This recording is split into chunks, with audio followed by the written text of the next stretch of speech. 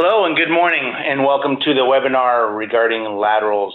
My name is Daryl Lauer and I'll be your host today, and we're coming live from this computer space age stuff, so please bear with us if we have any issues. I wanted to do a couple of little promos here for some upcoming events. We have a fog workshop coming up February 13th in Monterey. This is a collaboration between P3S and Collections. Stay tuned for information. Please check online. We also have AC19 coming up in Palm Springs, April 9th through the 12th. We have some workshops on pumps, valves, and instrumentation, along with other training sessions. We have our Collection System Committee Awards Lunch, and then new this year, we will be having a business meeting directly after that. Stay tuned for some information coming up in late December. Also in July, and July 19th will be, or I'm sorry, in July 2019, we'll have our Collection System Workshop in Morro Bay. So today we're here for a recap of the 2018 presentations on sewer laterals. Both presentations were highly attended and were very well highly ranked in our CWA survey, so we were asked if we could do a presentation for these guys again for a webinar. So if you haven't seen them, that's what we're here to do today. So up first we have Lonnie Good, and then after that we'll be following Travis. So Lonnie's going to be doing a presentation on uncovering sewer laterals and how to optimize your lateral strategy. And then Travis will be meeting regulations through reducing I&I. So Lonnie is a professional civil engineer with 17 years of experience in the wastewater industry. She specializes in asset and utility management, including wastewater master planning, risk mitigation, program management, I&I reduction, and collection system compliance. Travis is an inspector with Ojai Valley Sanitary District. Travis holds a bachelor's degree from Antioch University, Santa Barbara, and an associate's degree from Diablo College, and he is a collection system grade 3, and he's also served for 4 years in the United States Navy. So having said that, I'm going to turn this over to Lonnie. If you have any questions, please feel free to go down to the little chat, the Q&A button down here, ask the questions, and I will interrupt, or whenever it is properly, I will go ahead and ask Lonnie those questions. Having said that, Lonnie, it's all yours. Thank you, Daryl. So as Daryl said, my topic is optimizing your sewer lateral strategy. And we have a few learning objectives that we intend to cover. The first is to list the types of sewer ordinance policies that can strengthen sewer lateral ownership, inspection, maintenance, and maintenance responsibilities. The second is to overcome perceived legal challenges involved with enforcing a strong sewer lateral ordinance. And third is to identify when to use each type of lateral management tool.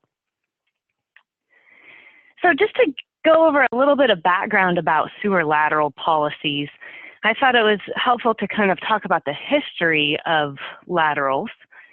And oftentimes in the past, at least up until the 80s, sewer laterals were often undefined. The ownership boundaries weren't really established. Nobody paid much attention to whether the property owner owned the lateral in the street or whether they owned the connection to the main. And so they were just undefined. Had no legality of discharging stormwater, aka I&I, grease, anything, wipes is still an issue as undefined. Those kind of things were historically also not defined. And then enforcement and authority penalties. Like if you do discharge I&I or grease to the sewer system, does the public agency have any authority to correct those?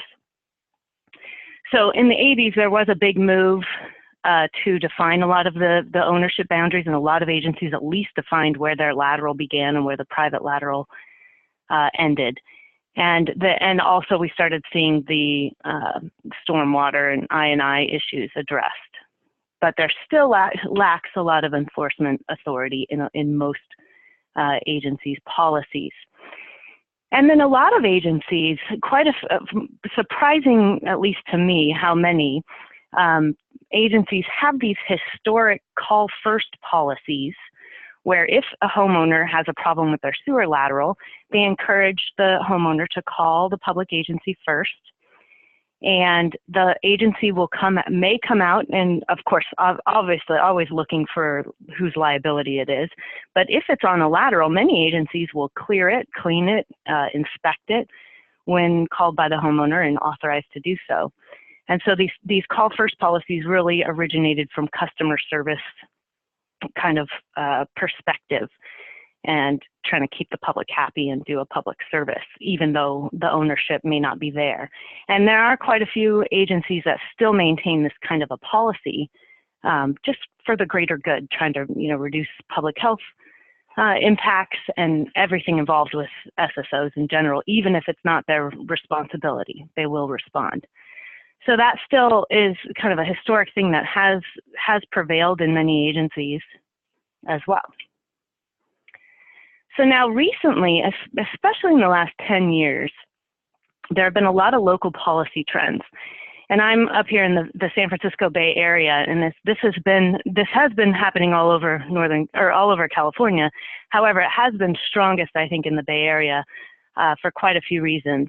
But some of the drivers for changing and rethinking what our private lateral policies even look like, some of the drivers are aging infrastructure. Anything built before the 60s is just aging out, and it's creating problems, and more SSOs are occurring. You also have CWIC's reporting happening about the same time, about 10 years ago, where private spills were initially reported. Now, even in San Diego region, you still have to report private lateral spills. In most other agencies in the state, or most other regions of the state, you don't have to legally report in CWICs.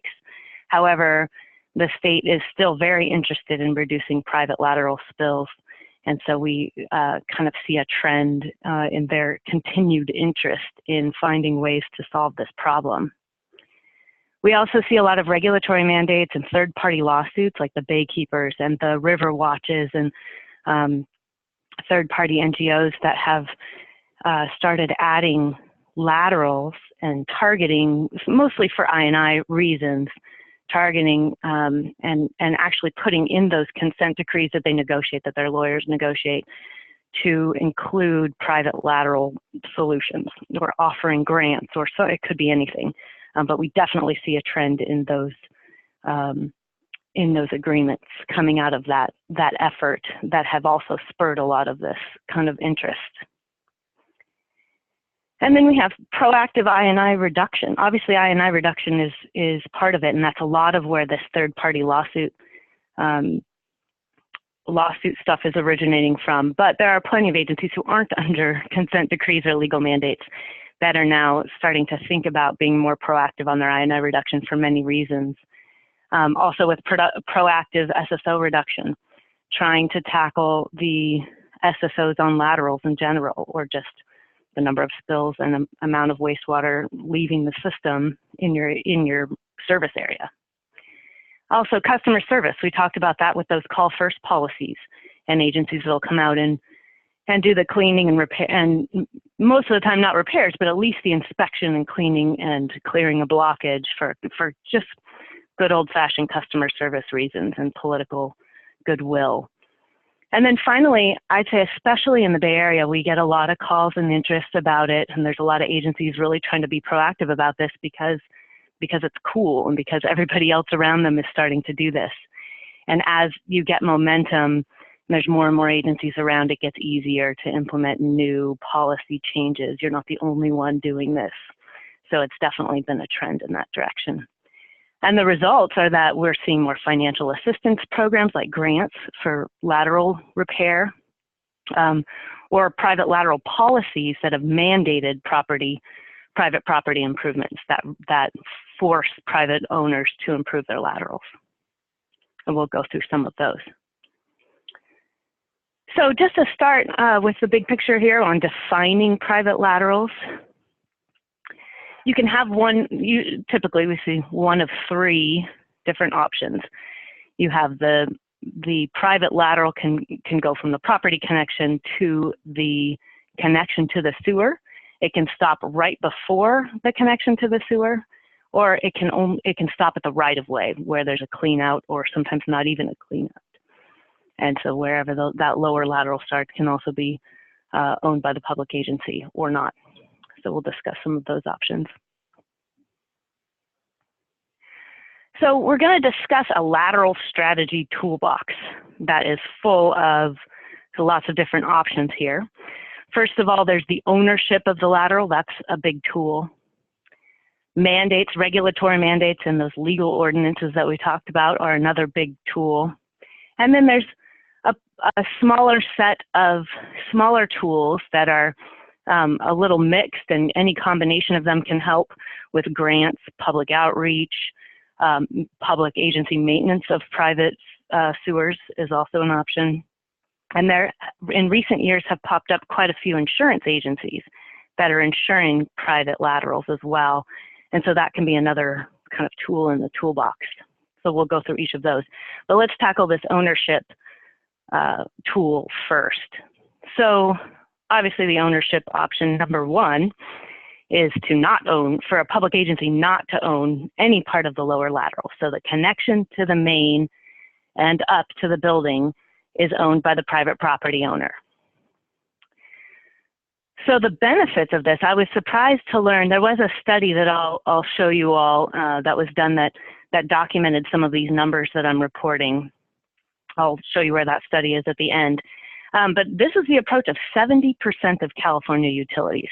Now that's not 70% of the population of California, because some agencies are huge and a lot of these little agencies are very small, and there are a lot of wastewater agencies across California. But nevertheless, 70% of the agencies use this approach where they don't own the lateral at all. And there's obvious benefits to this in that if there is an SSO on that lateral, it's not the public agency's liability. They don't have to clean it up, they don't have to repair it, they don't have to report it in most regions. There's no O&M cost to it, less staff, and no rehab and replacement costs. But the downside to that is that you also have no control over what that lateral's condition is. And this really impacts public agencies when you start to tackle the I&I reduction, because I&I, it's kind of a generally accepted estimate that up to half, or sometimes more of the I&I can occur from private laterals, from that portion of it, rather than the public sewer mains. So an agency can replace all of its infrastructure and only tackle half of its problem. So when I&I becomes a huge problem, where there's a consent decree or there's overflows occurring in wet weather, this really becomes a bigger issue. And so that's when that impact can really occur, is that you just don't have any control.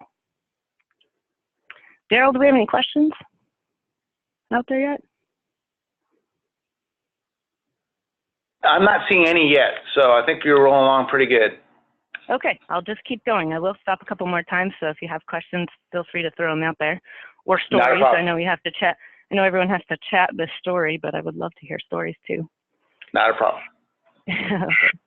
And then, so then the next option is owning the lower lateral. For the public agency to own the lower lateral, the connection to the main, and anything in the right-of-way. And I have to be honest, if I was a city, not necessarily special districts don't see as much benefit in this, but if I was a city that owned that street and the paving and the sidewalk and all of the infrastructure in the right-of-way, this would definitely be my preferred option, would be to have control over the sewer in my street, because it does, repairing it and fixing it, and its integrity impacts other infrastructure that I care about. I also care, obviously, about my public sewer main and that connection to the main too. So I personally would prefer this. But this is an option just to own it right up to the edge of the right-of-way. So this option surprised me again. Only 20% of the California utilities use this approach, but it does obviously promote paving coordination with the paving program and sidewalk repair programs. It ensures integrity of the connection to the main so that you don't have plumbers out there, messing with your sewer. And then replacement of the lower lateral can impact some of that and can influence some of that INI reduction more than just repairing the main itself. So tackling lower laterals with it along with the main is a good approach when you're really trying to tackle INI. Some of the downsides, though, are that SSOs originating in those lower laterals are now the responsibility of the public agency. There's costs for maintaining and staffing equipment and all of that associated with the laterals. You have to have push cams and smaller equipment that can clean laterals. And then, of course, there's the cost of rehab and replacement when you do it. So ownership, also, the last option is to own the entire lateral from the building connection to the main. This is much less common, with only 10% of California utilities using this option, but it gives you full control over that lateral condition. So some of the impacts there obviously are that you have full SSO liability for all the way up to the building. It's the highest O&M cost and the highest rehab and replacement cost. Any questions, Daryl?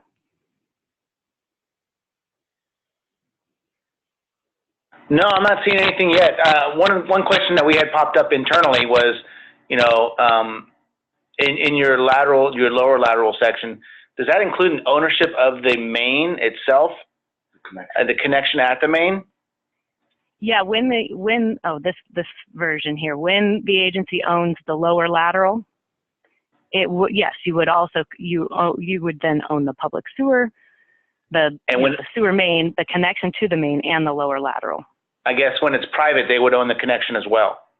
Oh, so there are many agencies that do maintain ownership, but they define it as owning that the public main is the public main plus the connection.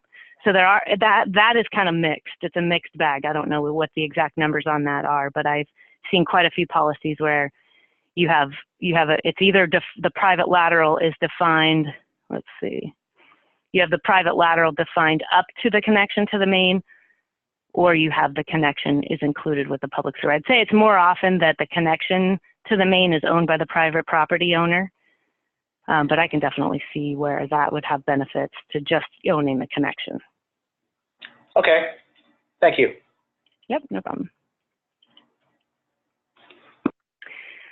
Okay, so back to our strategy toolbox here. Let's talk about mandates. This is where it starts to get a little more interesting.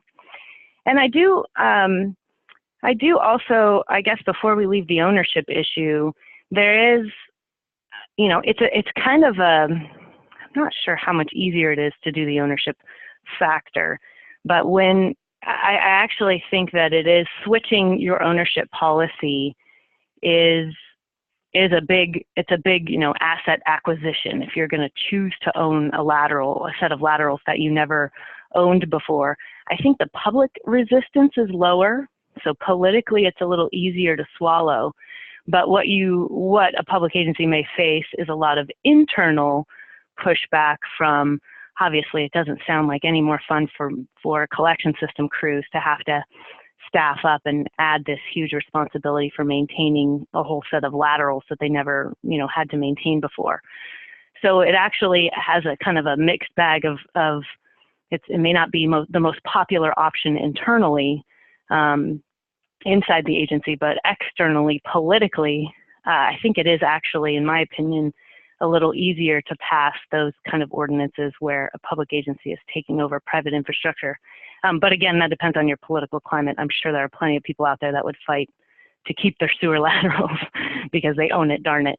But that's always interesting to try to go through those processes. But when we get to legal mandates for requiring individual homeowners to do things, that can be that is where we see a little more resistance from the public. And so let's talk about what those mean. And I want to talk about some ways to kind of ease some of the anxiety that can come with thinking about implementing some of these tools. So what a good legal ordinance kind of mandate on a private lateral mandate would be, first of all, you have to mandate that the private lateral is in good condition. And so I encourage you all to go back and look at your lateral policies and see if it says, you know, private laterals must continue to be in good working order. Because if it's not required to be in good working order, then there's nothing wrong with it having 20 spills a year on that lateral, or to cave in, or whatever else, and let all kinds of I&I in through holes and cracks and breaks. So just defining that there's no cracks and breaks.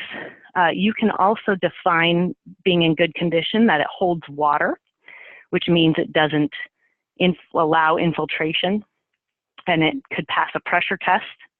That is a pretty high bar. There are plenty of old clay pipes that will not hold water and pass the pressure test. But that is another bar that you can set, and if you're really trying to beat I&I, then that's the way to go. You can also mandate that it does not discharge stormwater, or sorry, it does not discharge stormwater or grease to the main sewer line. So the stormwater would be I&I, grease, and other problems can occur. So defining this is kind of the ground floor for being able to do anything about it. Then you need to define the public agency's rights. And these are the categories that the rights should be defined. The agency needs the right to inspect, and you can set triggers for the right to inspect, like through a CCTV inspection or conducting a pressure test, to judge whether that pipe is passing or failing. Right to inspect and right to test are pretty much the same bag there. Right to repair triggers and right to recover costs for developing enforcement provisions. And what if the private property owner doesn't do what they're supposed to do? How many letters do you send them before you finally put a lien on their house? So let's talk about some, just briefly, these right to inspect triggers. Some of the more popular ones have been the inspection upon sale. That's something that I actually live in the East Bay Mud, in the San Francisco East Bay, which has East Bay Mud, who is under a consent decree, has a very large private lateral program going where anytime a property gets sold, you have to inspect the private lateral. And if it fails the inspection, the property owner is required to repair it before they can sell it, or you can get a waiver you can put a down payment and get a time extension for 6 months to make the repair within that 6-month window. But the property cannot pass escrow until that's done. So that's one way to do it.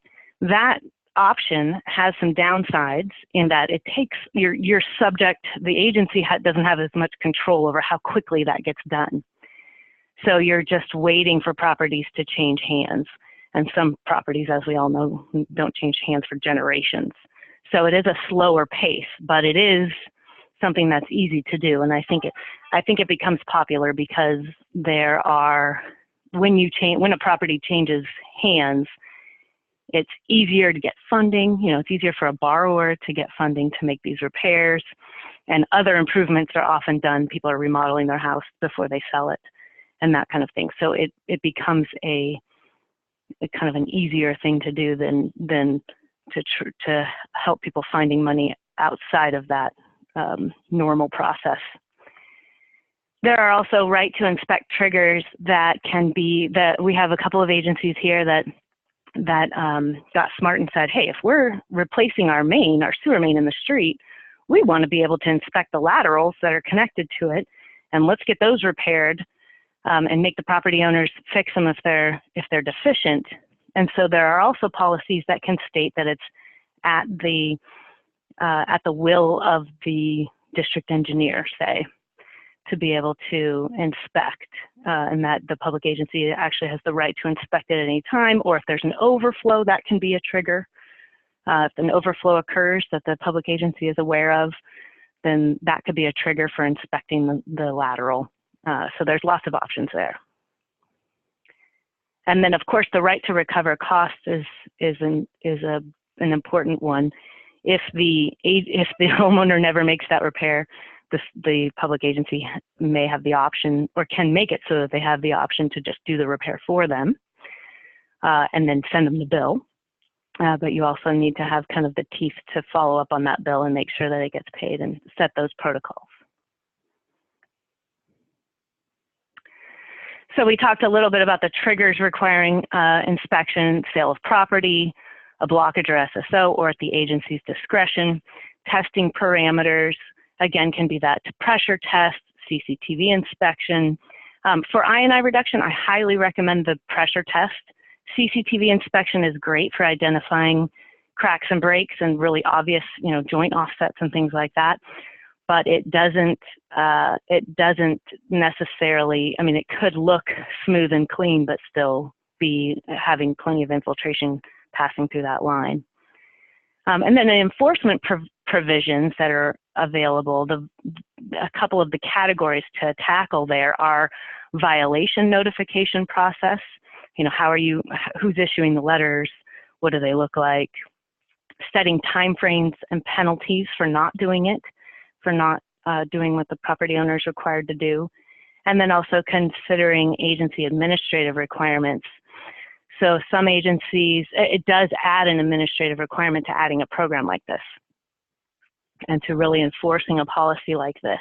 There are huge benefits for that cost, of course, in that you are making an impact, but it does have a cost to the agency on who's going to issue the letters, at what point are you really going to issue a lien on the property, and kind of go through that, that a little bit more difficult process.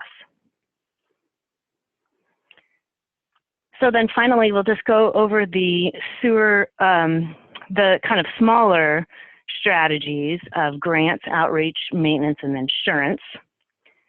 So some of the options here, we talked about the courtesy cleaning and inspection and testing. That's kind of that the public agency can offer to perform those services for the public at any time. And there are quite a few agencies that do that, and they really like that process. They do feel like it makes an impact to the public and to keeping SSOs down and keeping everybody happy. If most often we'll see that if they inspect it and clean it for the private owner, that they can then give them a brochure or something on how to fix it if it needs repairs, and they kind of just anecdotally feel like it makes it an easier sell for the property owner, knowing that the agency did something and wasn't completely hands off. So they feel like they got as much help as the agency could give them before they have to spend money on repairs. Then there's the annual grant or loan programs. This has popped up quite a bit, proactively and reactively. Proactively in that there are lots of agencies doing this just because they have an I&I problem and they're trying to tackle it long term. And then we also see this very frequently in consent decree requirements from third-party lawsuits or the EPA consent decrees for funding a grant program for private property owners to come and get grants to fix their laterals. I used to sit in a public agency for a couple of years where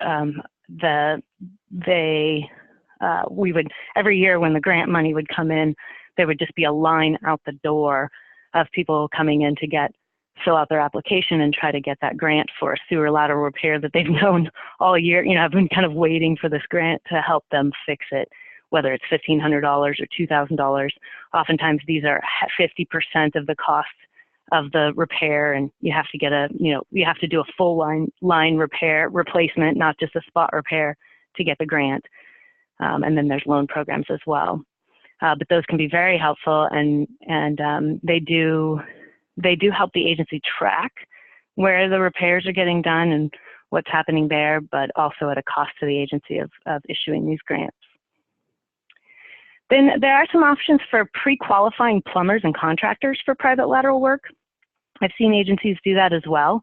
The agency might not pay for the repairs to be done, but they've kind of helped the private owners by trying to come up with a better pricing structure and just taking away some of the intimidation on private owners, because they don't know how to do construction jobs or negotiate with plumbers or what's a good price. So that can be another tool that can be used where you have a kind of an on-call list or some fixed pricing. There's also this facilitating private insurance policies. That can be, there are actually quite a few insurance agencies that say, you know, if the public agency can kind of just make their customers aware of the fact that this insurance policy exists, and the insurance policy might say, you know, pay us $100 a year or $150 a year, whatever it is, and if you have a break on your lateral or a blockage, we'll come out and fix it. So it sounds great. I think it does help a lot of homeowners get repairs a little bit easier. However, from an I&I reduction standpoint, I personally don't feel like it's the best tool in the toolbox. It's helpful for, you know, regular spot repairs, but if you're really trying to reduce I&I, you want the entire lateral repaired, not just the one crack and leave, you know, 10 other cracks. Don't fix the one break and leave 10 cracks or offset joints, because that's really not going to reduce I&I. The I&I will just move to the next defect. And so from an I&I perspective, it's really best to have more control over what kind of repair gets made, because I'm sure these insurance companies are trying to save money. They're not going to replace the entire lateral unless they have to. So I think it can be helpful in some ways, but from I&I perspective, it's not the most effective. And I will also mention one more. Some agencies I've seen, you know, as we're doing a repair job in the street on the sewer main, this happened a lot more commonly during the economic downturn when there were a lot of contractors really looking for work. They were, some agencies had kind of worked out a deal with the contractor where they, you know, authorized them to go and knock on doors on that street and, you know, give the property owners a kind of a group deal on, hey, we're already working in the street. You'll get a better cost on repairing your lateral while we're here. We're going to be in the neighborhood, you know, next month doing this repair, and trying to solicit their own work that way, but under kind of a fixed pricing structure. There was a little bit of a downside in that it did make the main line repair take a little longer because they were also doing laterals, but overall that came with the benefit of getting new laterals. So I think it worked out well for everyone. So that's another option there. And of course, the benefits of all of these are increased customer service and public service, or customer satisfaction and public service, increased participation in these programs. Anything a public agency can do to help does help the owners participate and make more repairs. And then as far as impacts, though, all of these options come with obvious increased administration and maintenance and engineering costs that can go with these. Even administering a grant program can also come with, you know, somebody's got to go out and inspect the line and approve it for the grant qualification, and somebody else has to manage all the paperwork and administering the checks and all of that. So those are the downside. And then finally, as I wrap up here, the last resources I just wanted to point out. I mentioned this report from that I got some of the numbers from of how many percentages of the agencies come from on the left here.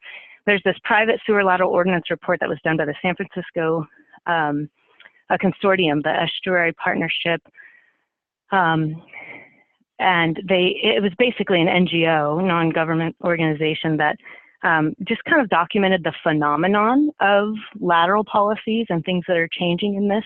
Doesn't have any recommendations or solutions. It's just kind of documenting what's happening and what the options are. And then also one resource for those of you who are looking for a sample. CSRMA is a risk management authority that a lot of public agencies are members of. And on their website, you can access this. There's a package of sample sewer ordinance language that can help rather than trying to go through and scour other agencies' language. This is a good place to start. So I just wanted to point out those two resources. And with that, I think we are done with my time. Well, thank you. I do have a couple questions here that have rolled in that I've been kind of saving because you've been on a roll here. So the first question, I might have answered it, you know, thinking of our district versus everybody else. If you have a district or city that maintains the lower lateral or owns the lower lateral portion, and they don't maintain it, is it might have muted myself by accident. Sorry, yeah. When the utility doesn't maintain it, even though they own it, whose responsibility does it fall on if there's problems with it? I believe it would fall on the city, right? If they're maintaining whoever owns it. Yeah. That's right. Whoever owns it. If there's an SSO or a blockage in that lateral, or a collapse or something, then it's absolutely the owner's responsibility. So if that's the public agency, then they're responsible for. Correct. Okay. Yes. And again, I'm just referring back to ours where we don't own any of it. So the other question would be regarding the grants for residents. Is there a website that anybody can go to, or do you know of one that there is, or maybe a sample agency that has it? I would imagine it's not a state website, but maybe there's an agency that has that grants already in place that someone could use that as a example. Yeah, two of them that I can think of off the top of my head that are existing grant programs. Castro Valley Sanitary District has had a proactive program for many, many years that's pretty far evolved. They've got some really good outreach materials on their website. I think it's cvsan.org, Castro Valley Sanitary District. And then another one is that's actually part of their EPA consent decree that kind of started them funding this grant program is the City of San Mateo, S-A-N Mateo, M-A-T-E-O. They also have a grant program and have some good policy written around that and some procedures that you can probably copy. That might be helpful. Okay, yeah. And I got a couple more that are rolling in here. Have there been any recent studies performed regionally or in California that have qualified the amount of I&I originated from sewer laterals, upper or lower? Is it significant to justify a large CIP expenditure on that? Yeah, most of the studies were done by WRF, and those were a lot of, I think that like the Seattle area had a big I&I problem, and Milwaukee. This is all back in like the late 90s, early 2000s, and WRF funded several studies that really documented. They did all kinds of pilot studies where they just fixed the lateral, or just fixed the main, or just repaired the manholes, and tried to do all these different combinations. And the results that they got were they were all over the place, and that there is no, there's too many outside factors to really exactly pin it on any agency. But most of those still kind of averaged out that about 50% of it can come from the laterals. But obviously there are some areas of town where you have really long laterals for large properties with lots of landscaping. Those are obviously have a higher potential for generating more I&I than if you're in a dense urban area where the lateral's only 15 feet from the building to the main. So it depends on the situation you're in, on how much that can be done. There's a lot of different impacts there, and the age obviously of the laterals as well has a lot to do with it. So there are lots of factors there. So it depends on your situation, but in many areas, if those are all kind of occurring in the same, trifecta, then absolutely. And laterals are a heck of a lot cheaper to repair than mains and manholes are. Great. And then this is going to be the last question so we can move along so Travis has his time. How do you handle a root intrusion to a private lower lateral that's caused by a city tree? Oh, that's a good one. The city owns the tree. That is a really good question. I never thought about that. But technically, it's the issue is the homeowner, since they own the lateral. I think it's the lateral, it's a defect in the lateral, not the tree. But I'm sure there are 20 lawyers that will disagree with me on that one, so I'll throw that out there. That's a really good question, though.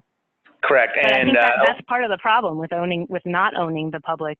It's in the public right of way.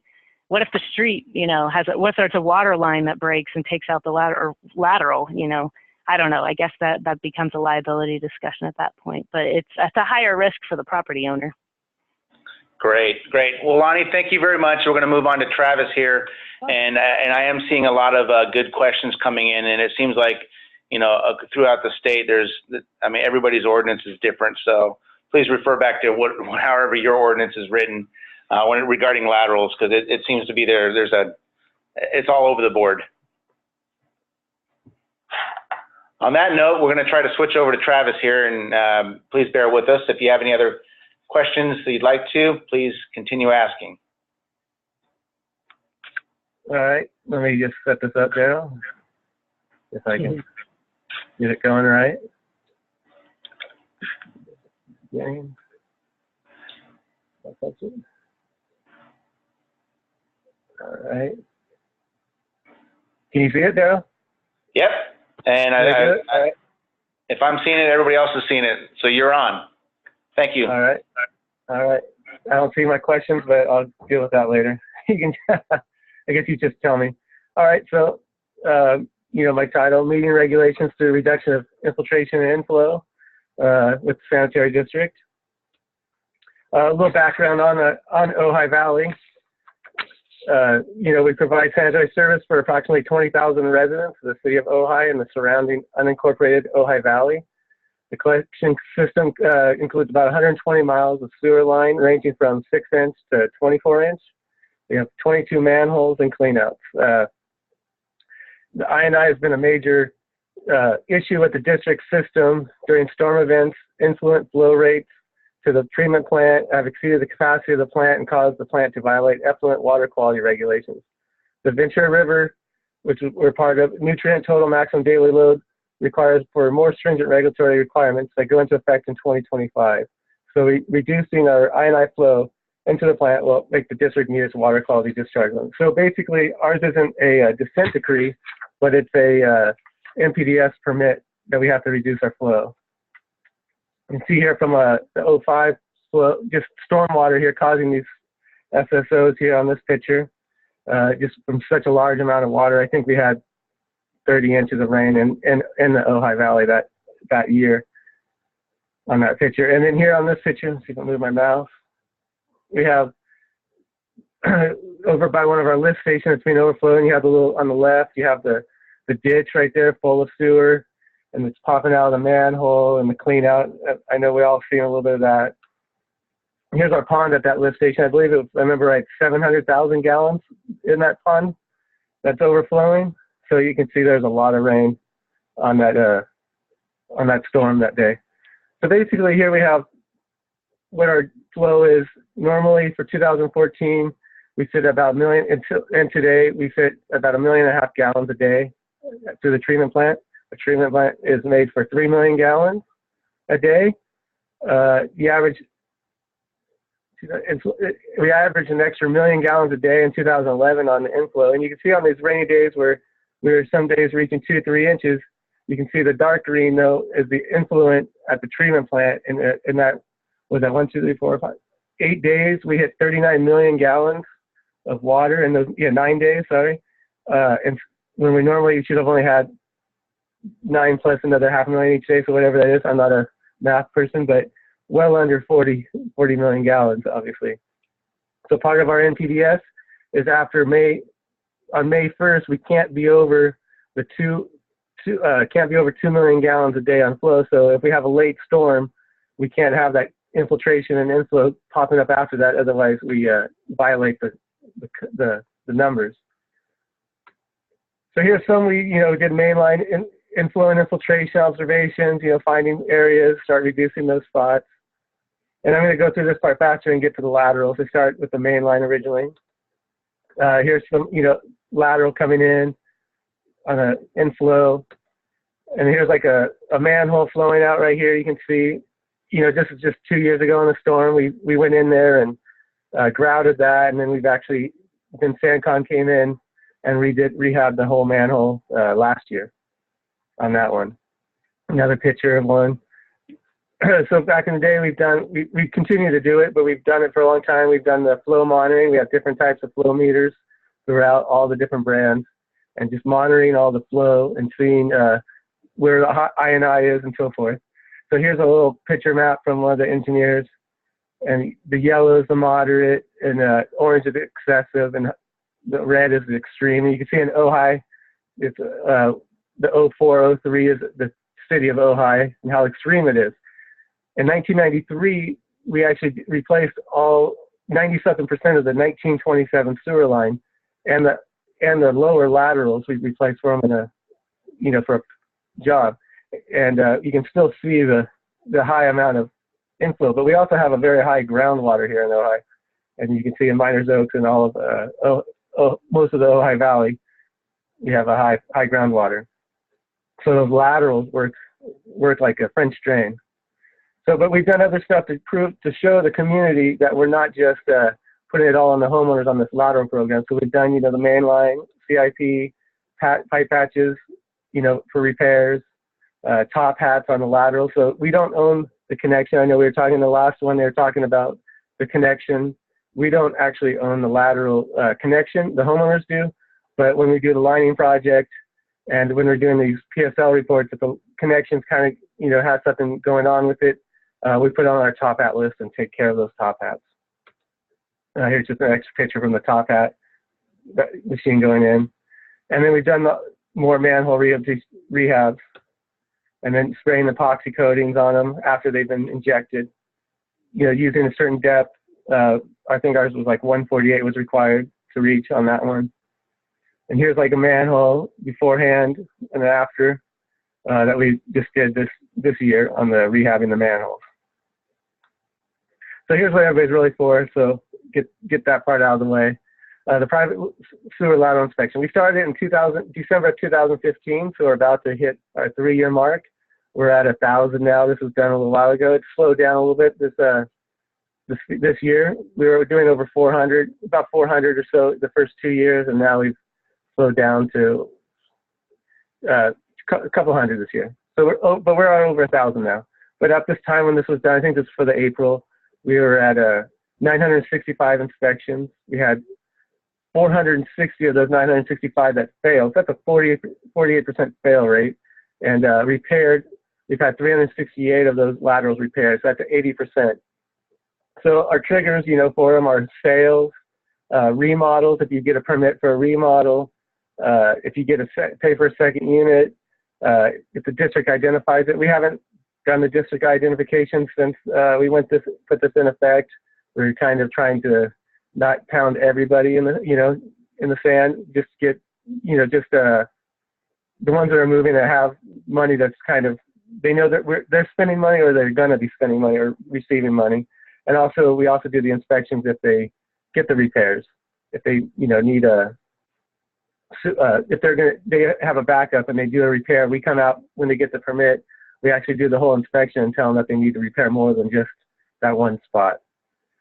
So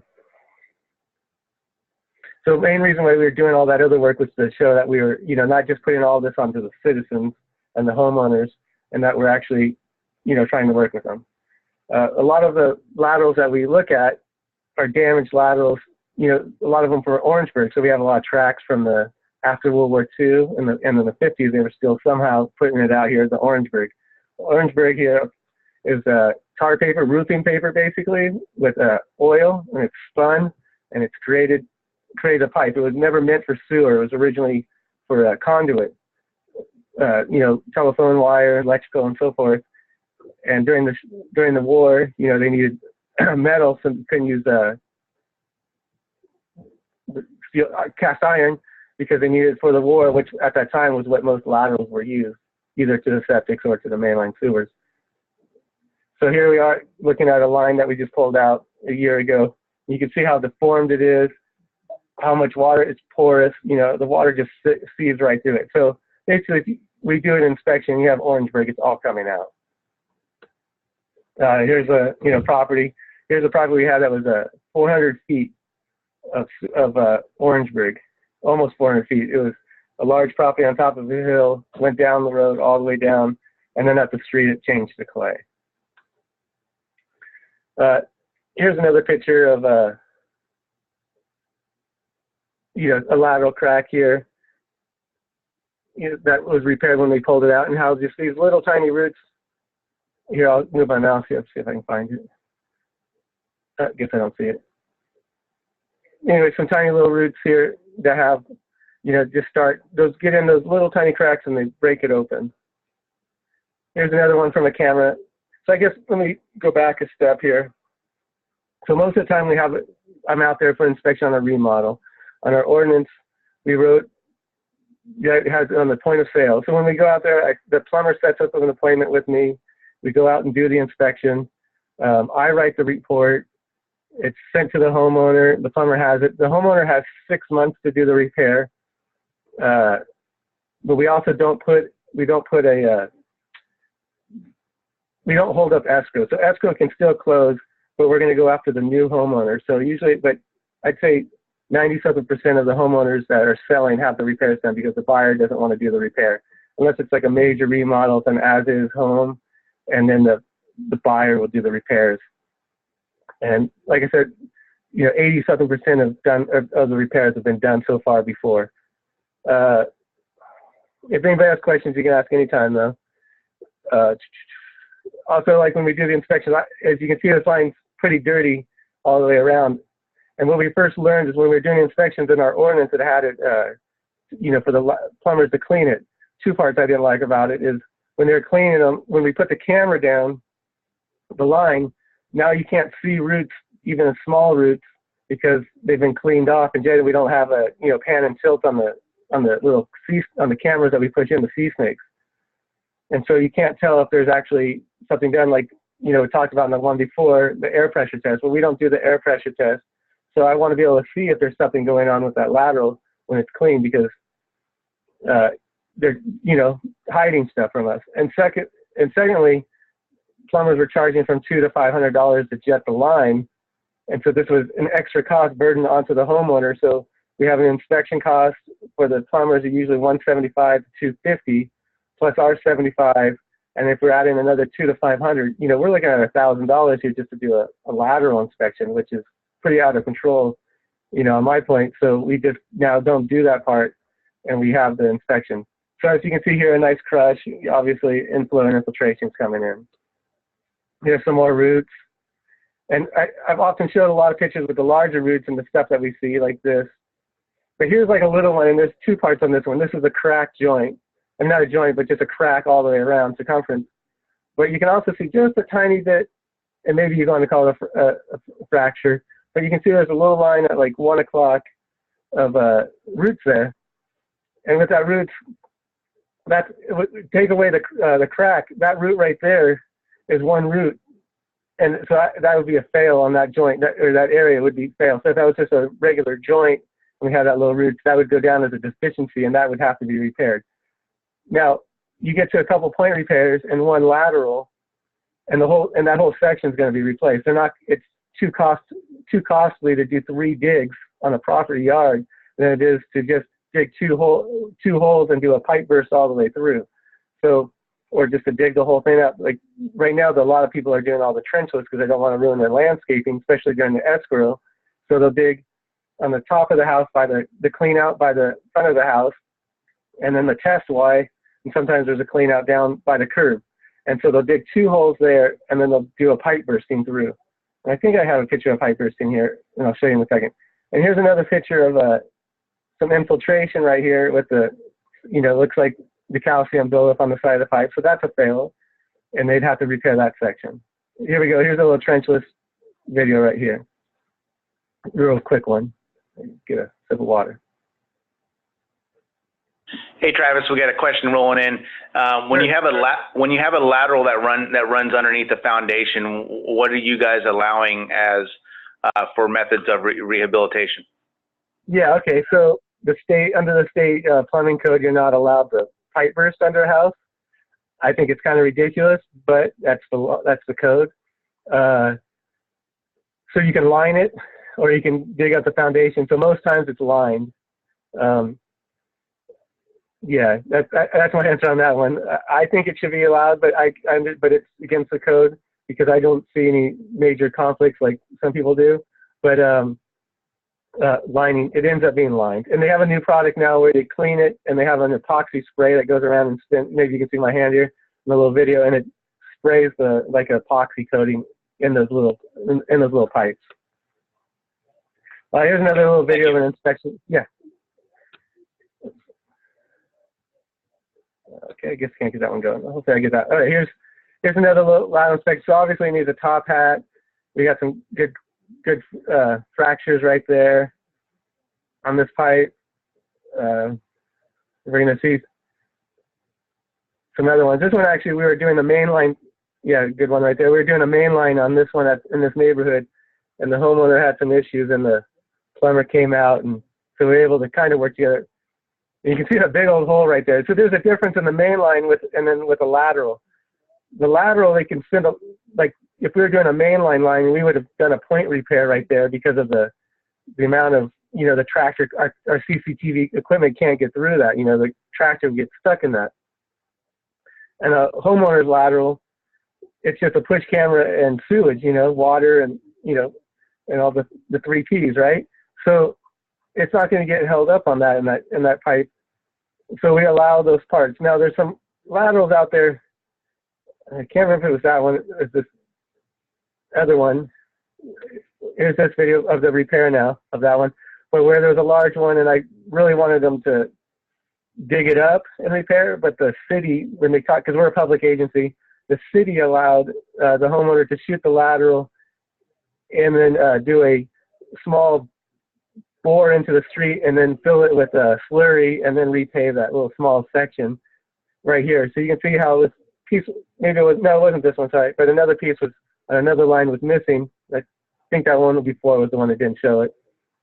And the section was really missing, and they allowed it. So that one I was a little bit against, but the city approved it, and I actually did look at it again like a few months ago, and it was still holding up really well, and there's no sign in the street that it's repaired. So you can see here, I mean, here's where the connection right there where the AVS, that's a little bit off. They had to fix that part.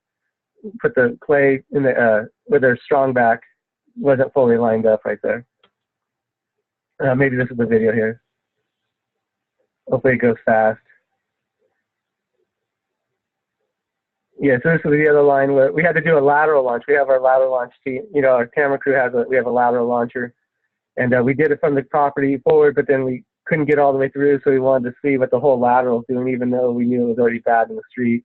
But just to give a full report, to write a full report up. And I changed the specs. So normally this looks better on our from the video line, but it has all that, all the stuff in the background. So I was trying to reduce the amount of memory on this video here. And I just blurred it up, but we'll get to it here. Any more questions, Daryl, or nothing yet? Nothing yet. Keep going. You're doing good.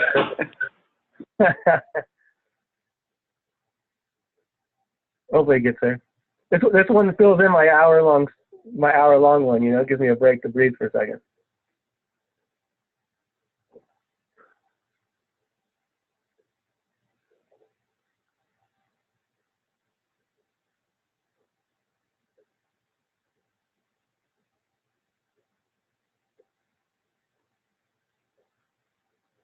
You can see some small roots, a little offset on that one. Keep on going, guys.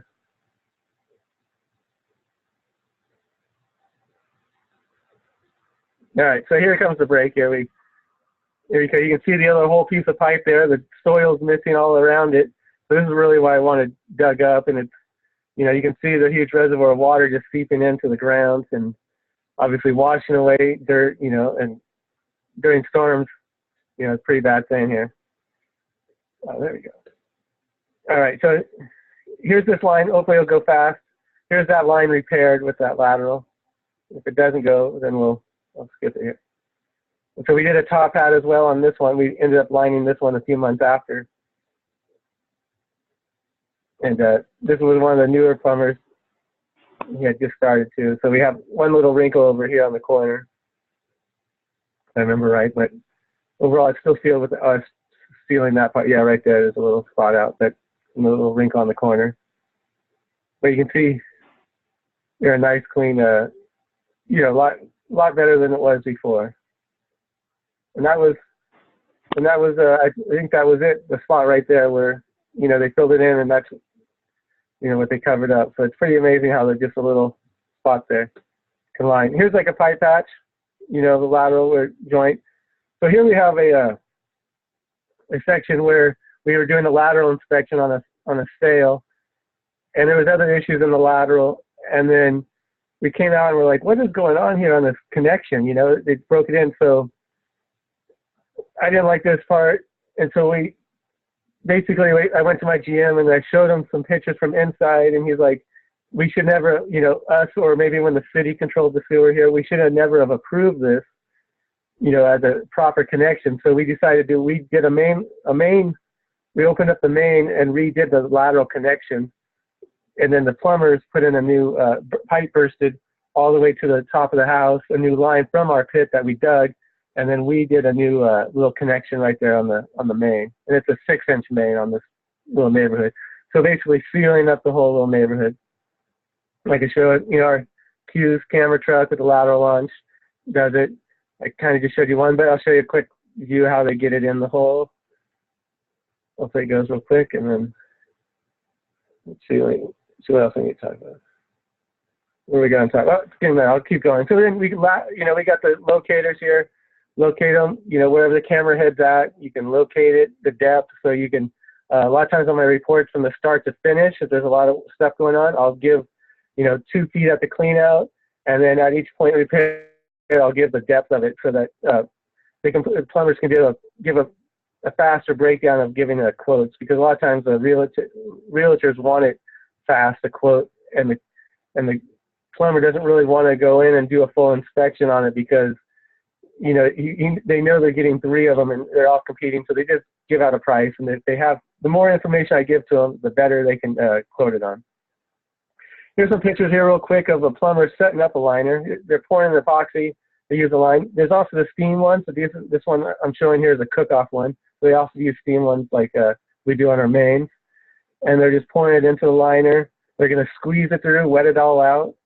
And then after they've wetted it out, they're going to put it in this little bag box compartment thing, and they'll roll it just like they do on the mainline ones around the edge. And then they just put it here right out against after they've dug the hole, cut the pipe open, and they're just going to blow it out, and they blow it through with the air, and then they're going to put it in with the camera, check it, make sure it's good, and then they're going to put the other liner through it with another sock that's going to go inside of it that's sealed, and then they're going to run the air for about an hour and a half as the chemicals, the epoxy chemicals harden. And then they'll reconnect it. So at the beginning, we had a lot of overshot laterals. We had a lot of new plumbers that, doing this, that are coming in, hadn't done the lateral. I hadn't done the lateral program. We started this lateral program, haven't done the liner program, liner stuff. So basically what we did is we learned to, little learning curve with overshot liners. So now I have a rule, make sure I want to see a little bit of clay right before, try to get all the way to the end. There's also a new way how you put your camera down with some string, and you can push it into the main and pull the camera head back around, and you can look to see this. So here you can see an overshot lateral on a 6-inch pipe, and our camera can't make it through. So we have, we cut it out, then I go chase down the plumber who did it and have them clean it up really better. Here we have a little overshot liner. You can see it here on the ground on the right of the truck one night. That was just a calculation error, and they shot about 60 feet into the main line, and we were cutting that out. They called us right away on that one, and it wasn't tried to hidden or anything like that. They just messed up. They were doing 2 houses at one time, and they put the liners into the wrong houses. Here's another overshot one. You can see from 2016. All right, the next part we do on our lateral inspections, that we always think about just the laterals, but on our inspection from our ordinance, we're there to look for all the connections, the illegal connections and storm drains. So you can see here they have this auto shop here has a exercise lift, and they have these drains here around the side that the county allowed them to put in. Well, supposedly the county allowed them to put in, but the county says no. But the drains, and this all goes to our sewer, and there's no interceptor there for the oils as well. So now we're not just getting oil, the rainwater, but we're also getting the oil. So we're working on this property owner to get these abandoned on this property. But all these drains from all this concrete goes to the sewer. Here's at a winery that we visited, and we found that this, drain right here, it's out in the open, so that all the rainwater is hitting that. So we're working with them on getting that one removed, remediated and plugged, and just using the ones that are inside the building for their ice drain. So when we got here, the picture on the right, the homeowner was using the clean out on their driveway as a storm drain because the driveway goes backwards towards the house. So part of the inspections, they had to abandon it, and they had the plumber put a plug down there, put a little rebar, and filled it with concrete. And I drive by once in a while and I check, and it's still all filled up and abandoned. So that's good. One picture on the left here, another drain that was connected to sewer. They ended up, it ran a little while to the sewer, so we basically disconnected it down farther down, and plumber rerouted it out, and it discharges out into the front yard now. On the picture on the right was like an illegal little second unit that had, you can see on the front right, it had a toilet. You can see the toilet there, and you can see some other sinks and everything that was connected, and that was all broken out and capped off and everything, abandoned. Some of the other waters that we look for is storm water getting in places like in the car wash. You can see some of the water getting into the car wash during the storms. So they actually raised this berm up a little bit, like a little speed bump, so the water doesn't get into that part. But, it's something that's not expensive, but helps eliminate that water to getting in, extra storm water. We have some, I go around, sometimes I see cleanouts by the streets, so I'll pop them, and I'll just put a clean out in. Just extra ways to get the water. You can see all the buildup that's built up, all the dirt around it. It's coming off the property onto the sidewalk. And basically, I'm just trying to be proactive and eliminate different inflow. So here we have a picture from 2011, our Shady Lane. This is where we first did our test pilot on the main line, on all the different things. We lined the main. We did the lower laterals, and we lined the lower laterals, and we replaced upper laterals. We either pipe-bursted it, and then we also lined a few of them, and kind of just did a little study. And so if I remember right, so the green here is our rainfall, which was, got some stuff over it. So it was over 30 inches, I'll just say that, and 24 inches here a little bit. And then you can see on the blue is our rainfall. So, we were hitting almost 120,000 gallons on these, on Shady Lane and Mercer Street that come down the top. I'd say it's 4 city blocks of neighborhood. And you can see we're hitting 120,000 gallons on, on that rainstorm here before the test pilot here in 2011. 2017 was our first, after the test pilot, of real rain. We were up to, into the mid-20s here. But we had a peak, and I'm not sure if this one by the 35,000 was something weird going on because we didn't have that much rain going on at that time. But here about February 19th, we hit a little bit over 25,000, and we were probably at 24 inches of rain.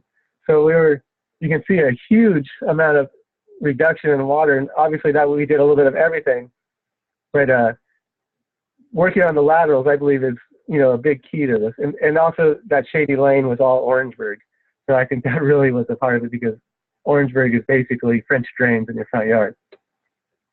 And since over time, any questions, Daryl? Yeah, actually, we do have, we got several questions rolling in here. So right. The first question is, what kind of prices are you seeing on your laterals for your CIPP laterals or pipe bursting? What kind of prices are you seeing from plumbers? Yeah. So when it first started, some of the prices were outrageous, and I just basically told homeowners, get other quotes. Try these numbers, see what happens. And so then then there was a real war, because people they went from the old ways where you had a homeowner had a backup, and they would just that plumber would just pressure them into getting, you need to get it done now, and here's a $10,000 bill for 75 feet of lateral, 45 feet, 50 feet, and spending huge amounts. So now it's with all the competition and and all the work, they've lowered the prices. So I'm seeing it varies, but from like $65 a foot of bursting to $100 in lining is usually the average. So, but a lot of plumbers now, I think they're sometimes selling a little high. It's like they'll just do $100. They'll say $100 a foot. Let's say it's 40 feet, so it's $4,000, and that includes the holes. Where other ones will be, break it down. It's $500 per hole for the burst, so 2 holes, so that's $1,000, and then the burst is at $55 a foot. So they all have their own little ways of getting there. But like I said, an average track house now with a pipe burst in the front yard, a 35 foot pipe burst, and a 25 foot liner is costing about $3,000 to $5,000. Great. So that answers a couple of the questions here. And it's funny story when you're going about your overshooting the laterals on the cure in place. We had that same learning curve here with ours as well. several were overshot. Right. So, yeah, so I guess the last question is, and it's kind of a two-parter, have you had any pipe lining collapse due to groundwater? And if so, how did you fix it? Not from groundwater. No, we haven't seen that yet. We had one where the plumber tried to do a liner into the Orangeburg. He like bored it out a little bit and then tried to shoot the liner, but it just wouldn't stick. You know, it still wasn't a perfect oval or, you know, close to a perfect circle. So that one just collapsed on itself. We have a high groundwater, but we actually also have really hard dirt. So a lot of those lines that are bad, they just, like the Orangeburg, if you can get them out, there's still an actual real hole, you know, hole. It's hard dirt. So we haven't actually seen I haven't seen any collapses yet in the last couple of years. We haven't had any people call and say it hasn't worked or, you know, had any issues with it. Great. So I think that's all the questions we got rolling in here. We want to thank everybody. I want to thank Travis and Lonnie and CWA as well, and Megan, and working in the background there. I believe this is going to be, is being recorded and will be available online. And we want to thank everybody for attending today. Thank you. Thanks, Daryl. Thanks, Travis. Thanks, Lonnie. Thank you. Thank you. Okay. Have a great day, everyone. Bye. Yep.